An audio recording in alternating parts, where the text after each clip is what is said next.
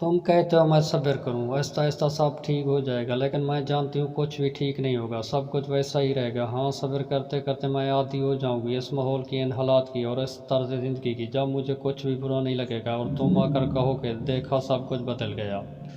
कभी कभी इंसान वाकई हार जाता है, खामोश रहते रहते, सब्र करते करते, उम्मीदें रखते रखते, रिश्ते निभाते निभाते, सफायाँ देते देते, अपनों को मनाते मनाते और कभी कभी खुद से भी।